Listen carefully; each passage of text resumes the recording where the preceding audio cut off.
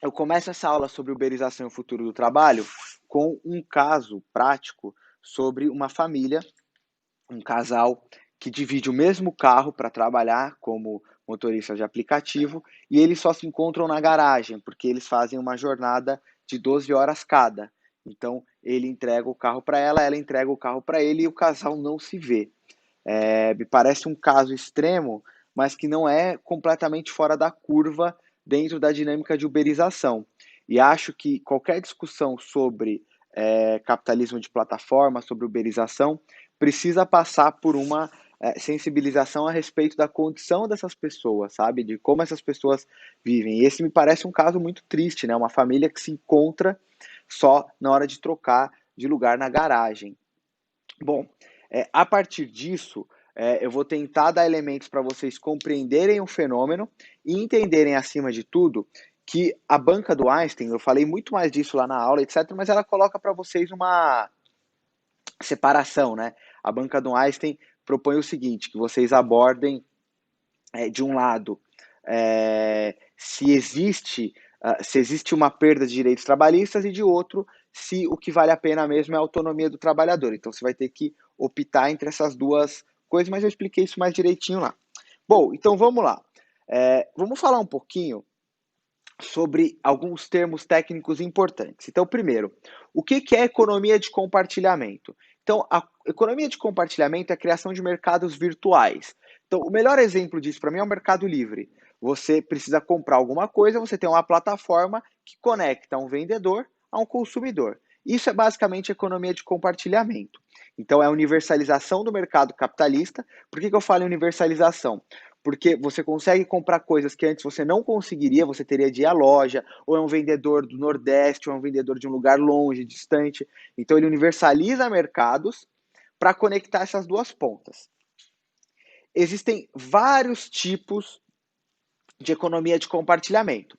Então você tem, por exemplo, economia de compartilhamento de compra e venda, que é o caso do iFood, é o caso do Mercado Livre, é o caso da OLX, é o caso do UberX.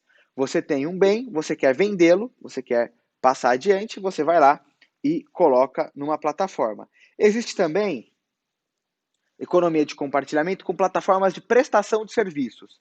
É o caso do Uber, é o caso da Amazon Mechanical Turkey, que a gente vai falar daqui a pouco. Então você contrata um serviço. Plataformas de economia de compartilhamento de assinatura, é o caso do Netflix, é o caso do Spotify, Amazon Prime, HBO Go. E o Instagram é uma plataforma do que, galera? Do que vocês classificariam?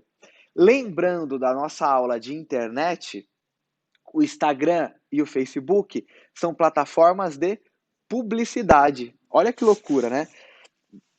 Tecnicamente, os estudiosos da economia de compartilhamento classificam essas redes sociais como plataformas de propaganda. O único objetivo delas é publicidade. Então ela coloca algum atrativo para te manter entretido lá, para que você fique vendo as fotos da pessoa, mas no fundo não é isso que ela quer. O que ela quer é publicidade. E por fim, Airbnb, que é uma plataforma de bens subutilizados. Então, para quem não sabe, Airbnb é uma plataforma incrível, é muito, muito boa para você que quer viajar. Então, o sujeito tem um quarto na casa dele, ou ele tem um apartamento que ele não usa, enfim, ele vai lá e te aluga com algumas regras, com algumas tipo de regulamento, para que você use durante a viagem. Funciona muito bem, assim, muito bem mesmo, o Airbnb. Então, esses são alguns dos elementos da economia de compartilhamento, alguns tipos de economia de compartilhamento. Bom, beleza. Agora vamos discutir uma outra coisa importante. O que é a relação de trabalho? Então, a relação de trabalho ela é nada mais nada menos que um contrato. Um contrato que você assina com uma outra pessoa para prestar serviços. Mas, ao longo dos anos, se entendeu, sobretudo por conta da luta dos operários, do movimento sindical, enfim, dos conflitos entre os trabalhadores e da ação do Estado Novo, sobretudo do Vargas. O Vargas era um sujeito que percebeu muito bem esse contexto histórico. Identificou-se que esse tipo de relação não era uma relação comum, não era um contrato comum. Por quê? Porque ele envolvia partes distintas. O contrato de trabalho parte do pressuposto que você tem um desequilíbrio entre as partes. Então, o que se chama no direito de hipossuficiência. É basicamente a ideia de que o trabalhador ele é fragilizado, porque ele precisa daquele trabalho para comer. E ele pode, a todo momento, ser desprezado pelo patrão que consegue outro trabalhador para a vaga. Então, a ideia básica é que não é um contrato comum, não é uma relação igualitária, é uma relação desequilibrada. E, por isso, precisa de proteção, exige proteção. Então, a ideia do contrato de trabalho, da relação de emprego, é proteger o trabalhador na medida em que se entende que ele não consegue argumentar, ele não consegue negociar de igual para igual com o seu patrão. Então, esse é o primeiro ponto. Então, ao longo da história, foi-se colocando uma série de garantias a esse trabalhador, no sentido de garantir para ele, de assegurá-lo uma vida decente, uma vida digna, uma vida razoável, com saúde mental, saúde física, que são direitos que hoje a gente identifica como básicos, férias, 13º, descanso semanal remunerado, enfim, auxílio doença, que só foram assegurados por conta da organização e da luta dos trabalhadores. Acontece que algumas relações de trabalho não envolvem o contrato de trabalho. Ou seja, são relações de trabalho, anotem essa palavra, precarizadas ou informais. Ou seja, o sujeito não tem um contrato de trabalho que o proteja, que dê essas garantias como férias, 13º, seguro-desemprego, enfim, todas essas garantias básicas para uma vida plena. Essa situação é caracterizada como informalidade. Então, quem é informal, por exemplo? O sujeito que é camelô, o sujeito que trabalha sob demanda com aplicativos, o sujeito que trabalha fazendo bicos, o sujeito que, por exemplo, hoje uma nova forma de precarização e de informalidade é você tentar fazer com que o sujeito preste serviços por meio de uma pessoa jurídica, enfim, uma série de mecanismos para que esse trabalhador não tenha assegurado seus direitos trabalhistas. É isso que nós chamamos de informalidade. Então, só para deixar o raciocínio claro, galera, vamos ver se ficou tudo claro. Existe um contrato chamado contrato de trabalho, só que esse contrato ele é diferente. Por que ele é diferente? Porque ele parte do pressuposto que patrão e empregado não são iguais e, portanto, o Estado precisa regulamentar essa relação. Porque se você deixar os dois negociarem de igual para igual, o trabalhador vai sempre perder na medida em que ele é mais frágil. Ou, para usar o termo jurídico, ele é hipossuficiente. Esse contrato de trabalho, ao longo dos séculos, ao longo das décadas, foi sendo aprimorado por meio da luta dos trabalhadores, que conseguiram algumas garantias básicas, como férias e 13º. Mas nem todos os trabalhadores têm um contrato de trabalho. É o que nós chamamos de informalidade, ou seja, trabalhadores que estão numa situação informal, precarizada. Beleza até aqui? Queridos, se tiverem algum tipo de problema, enfim. Vamos lá. Quais são os problemas, ou quais seriam os problemas dessa relação que também nós podemos chamar de, enfim, dentro dessa lógica de informalidade, quais seriam os problemas dessa relação precarizada? Antes de entrar nesses problemas, acho que é preciso dizer uma outra coisa. A maior parte dos informais, ou a parte significativa dos informais, são trabalhadores terceirizados. O que é um trabalhador terceirizado? É como uma empresa contrata uma outra empresa para prestar serviços. Então, o cursinho vai lá e contrata uma empresa para limpeza, para portaria, para segurança. Isso é o que se chama de terceirização. É quando uma empresa contrata trabalhadores de outra empresa. Por que a terceirização é tão problemática? A terceirização é problemática porque, em geral, é uma empresa grande contratando uma outra empresa pequena. Essa outra empresa não assegura direitos trabalhistas, não assegura proteção e segurança no trabalho, ela pode ir à falência. Porque, pensa bem, vamos pensar numa empresa grande. A Volkswagen. A Volkswagen dificilmente vai dar um calote trabalhista nos seus faxineiros, se eles forem contratados diretamente. Por que ela dificilmente vai dar? Porque a Volkswagen é enorme, ela tem conta, etc. Agora, vamos supor que a Volkswagen contrate a empresa X de limpeza. Se a empresa X vai à falência, ela pode sumir no mapa. Ela pode desaparecer. Ou se tiver um acidente de trabalho, a empresa X não garante nada, ela some, etc. Por que eu estou falando isso? A terceirização, que acho que é também um ponto importante dessa aula, é responsável por uma parte significativa dos acidentes de trabalho, dos baixos salários e de condições de trabalho precarizadas. Então, segundo os dados do DIEESE, DIEESE é um instituto de pesquisa, DIEESE, DIEESE, Departamento Intersindical de Estudos do Trabalho, blá, blá, menores salários. Então, terceirizados possuem média salarial 30% menor que os trabalhadores formais. 80% dos acidentes de trabalho envolvem terceirizados. 90% do trabalho escravo em área urbana corresponde a empresas terceirizadas. E terceirizados trabalham 3 horas a mais, o que significa mais danos à saúde mental e menos postos de trabalho. Ou seja, a terceirização, uma empresa contratar outra, é o caos. Gera uma série de problemas. Por que eu estou falando de terceirização? Porque ela é um primeiro ponto da precarização ao trabalho, uma empresa subcontratar, então é mais ou menos como se o cursinho não contratasse mais seus funcionários, ele contratasse uma empresa prestadora de serviço para algumas áreas, como por exemplo limpeza, segurança, etc. Terceirização ela é problemática nesse sentido. Bom, dito isso, muitos trabalhadores entendem a uberização como uma forma de terceirização. Então, por exemplo, ao invés de você contratar um motorista, ao invés de você contratar diretamente um entregador, desculpem, você contrata a Rappi ou você faz uso do Uber. É uma forma de terceirização. Resumindo, o que é uberização, galera? Basicamente, uberização é a contratação de um trabalhador ou de um serviço por meio de uma plataforma digital. Então, a uberização é a contratação de um trabalhador ou de um serviço por meio de uma plataforma digital. Muitos entendem que a uberização é uma forma de terceirização.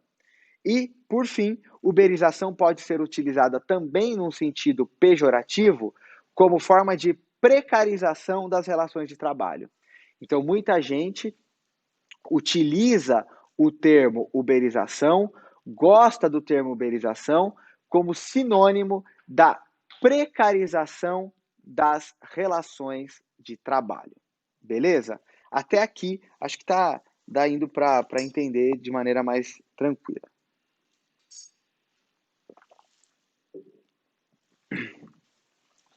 Existe uma forma específica de trabalho digital que é conhecida como crowdwork. O que é o crowdwork? Vou dar um exemplo e aí pelo exemplo vocês entendem a regra. A Amazon tem uma plataforma de crowdwork chamada Amazon Mechanical Turk. Basicamente você vai até essa plataforma e contrata não pessoas para trabalhar, mas serviços prontos. Então você vai lá e contrata. É muito utilizado, por exemplo, no jornalismo. Eu quero um texto sobre isso. Ou na publicidade. Eu quero que o sujeito tire uma foto, eu quero que ele faça uma ilustração, eu quero que ele faça um infográfico. Então você contrata não o trabalhador, mas a tarefa. É o que se chama de trabalho por microtarefa. Então você compra o trabalho por microtarefa, ele é vendido por tempo de trabalho. Vou prestar essa tarefa por 1 hora, vai valer X. E aí, essa plataforma tem sido cada vez mais utilizado para trabalhos remotos, para crowdwork. Muita gente diz que o crowdwork é o futuro do trabalho. Então, o advogado vai trabalhar para o crowdwork, enfim.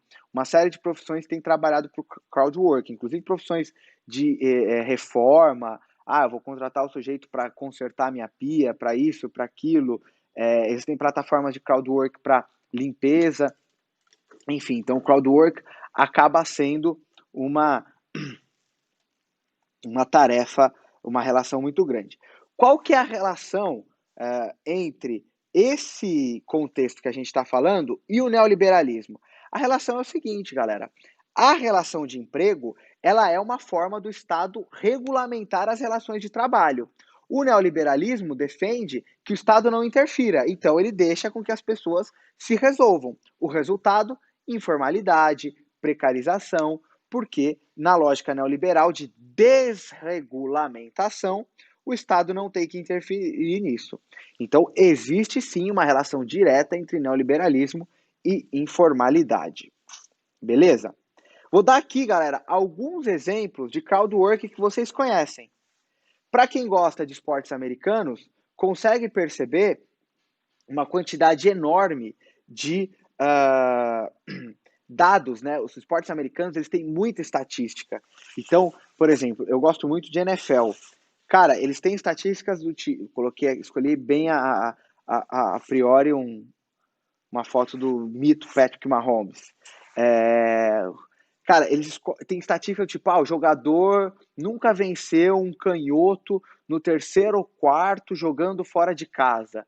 Ou eles nunca venceram um jogador que nasceu no ano de 1980 jogando na Califórnia.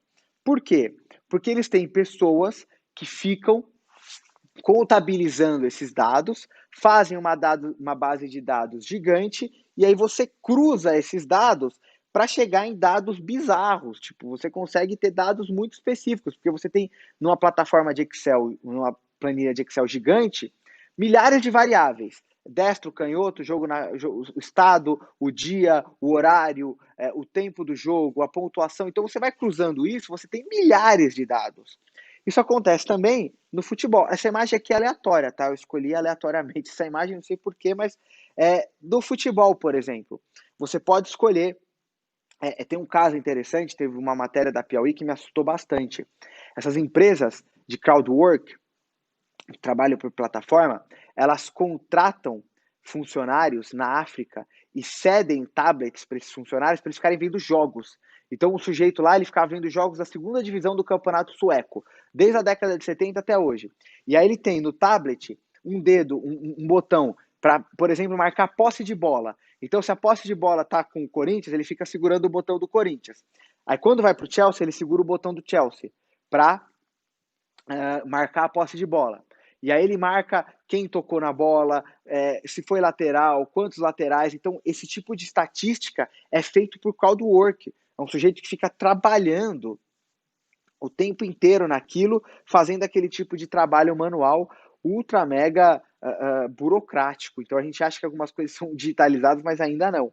Então, esse é um exemplo legal. Publicidade trabalha muito com crowdwork, pequenas tarefas. Então, o crowdwork é um mercado que tem crescido bastante. Bom, quais são os pontos positivos desse processo de colocar todo o mercado de trabalho aí digitalizado? Primeiro, maior acesso a serviços. Então, as pessoas hoje têm serviços que elas não tinham antigamente. Conexão consumidores, empresas e trabalhadores. Então, você consegue conectar as pessoas. E, por fim, aumento da produtividade. É inegável que a produtividade aumenta, né? Porque você precisa. Pô, eu preciso mandar sei lá, uma coisa idiota, vai. Eu esqueci um carregador de celular uma vez. E minha bateria estava acabando e eu precisava dar aula. E eu precisava de um PowerPoint que estava lá na aula. Eu chamei o Uber e o Uber foi buscar o carregador e trouxe no banco do passageiro. Isso aumenta a produtividade, porque eu teria que sair, ou, enfim, são mecanismos que tornam a coisa mais produtiva. Então, o aumento da produtividade é inegável, ele é inegável. Agora, vamos aos pontos negativos. O processo tem muitos e muitos pontos negativos e precisamos abordá-los todos. Primeiro ponto negativo, excesso de trabalho. Então, acho que o excesso de trabalho, ele vem da baixa remuneração, são duas coisas ligadas, excesso de trabalho e baixa remuneração. E acho que essa lógica é um argumento muito forte para a gente falar com aquela ideia de autonomia. Cara, na boa, a gente vai falar disso daqui a pouco, mas falar que o trabalhador do Uber tem autonomia para escolher o horário de trabalho dele chega a ser um pouco cruel, porque beleza, ele tem autonomia para saber se ele vai trabalhar do meio-dia à meia-noite ou se ele vai trabalhar da 1 da tarde à 1 da manhã, ou das 11 da manhã às 11 da noite, entende? É uma autonomia muito limitada, porque o excesso de trabalho é muito grande. Insegurança, é um nível de insegurança extremo. Cara, vide a pandemia. Se o cara não trabalha, ele não ganha. Então ele não tem direito a ter um final de semana. Ele não tem direito a ter um sábado, um domingo, ele não tem direito a viajar, não tem direito a nada. Por quê? Ou ele trabalha, ou ele recebe. Não tem alternativa.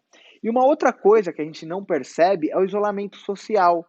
Os nossos ambientes de trabalho são ambientes de trabalho que envolvem sociabilidade, que envolvem pessoas com as quais nós lidamos, com as quais nós conversamos, companheiros, relações de trabalho. Pense, seus amigos, as pessoas que você gosta, muitas delas vieram da escola, do ambiente de trabalho, a gente não tem isso. As pessoas não têm isso, elas estão isoladas, elas trabalham sozinhas. Esse isolamento social tem um ponto na perspectiva de saúde mental, mas tem um ponto também na perspectiva de luta por direitos trabalhistas, porque como esses trabalhadores são atomizados, eles têm uma dificuldade muito grande de se organizar.